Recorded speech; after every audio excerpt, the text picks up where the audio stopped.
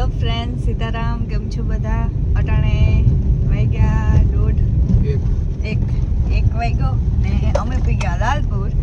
હમણાં કેટલા દી પછી વ્લોગિંગ કરે, કારણ કે 3 દી થયા રેગ્યુલર અમે વિવામાં જઈએ ને ચોથો દી કાંઈ ચોથો દી હે ને કાલે 5મો દી, એટલે કાલનો દી નહીં વિવાહ એટલે હાવ ને પાછા કાલે અમે હેંજી રાણાવાઈ રિસેપ્શનમાં આવ્યા, પછી રાતે ઘેર આવ્યા ને પાછા અટાણે બપોર થયું ને તો વરે નીકળે ગયા બરડમ. આજે ખાંભોદર રિસેપ્શન થી ના જવાનું હે ના તો બ્લોગ કન્ટિન્યુ કરી.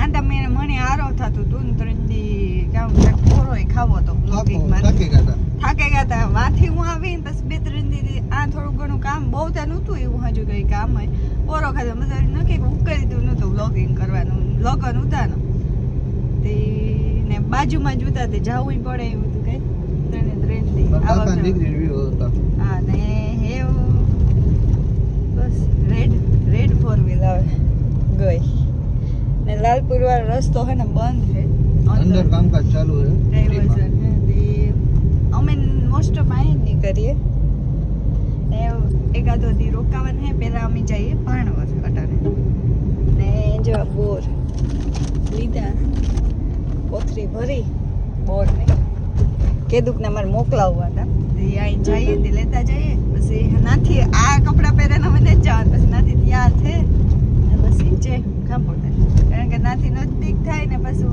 નજીક થાય, નજદીક કામ હું મારી ભાષા બદલે ગઈ અમને ને ટ્રાફિક એમ બહુ આવે ને. કાલે તો હદ બાય કાલે અમે આયો જ નીકળ્યા હતા કઈ આપણે એક ને એક રસ્તો માપવાનો થાય ગાયો ને. કાલે અમે થોડીક ભૂલ કરે કા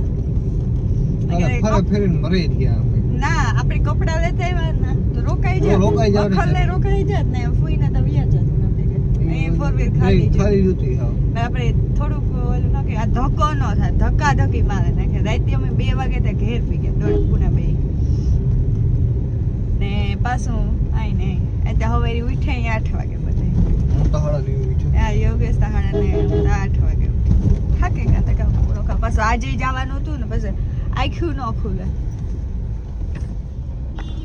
ને. વિડીયામાં બન્યા રહેજો ને અમારી ચેનલને સબસ્ક્રાઈબ ન કરી તો સબસ્ક્રાઈબ કરી દેજો. નવો પ્રેમને સપોર્ટ દેતા રહેજો. ઘણાય મને ભૂટકે સબસ્ક્રાઈબર ને ઘણા એ કે ગમે ત્યારે બ્લોગ જોઈએ ને કે હમણાં ઓછા આવે, ઓછા તો એવા હાટો આવે કે આમાં કંઈ વેત નથી આવતો. આજે મને આગળ યાદ આવ્યું, મેં કીધું નવીરી બેઠી જાય 4 વ્હીલમાંથી થોડોક વ્લોગિંગ ત્યાં કરેલા ને રસ પીવો હોય, રસ સારી જગ્યાએ આવે તો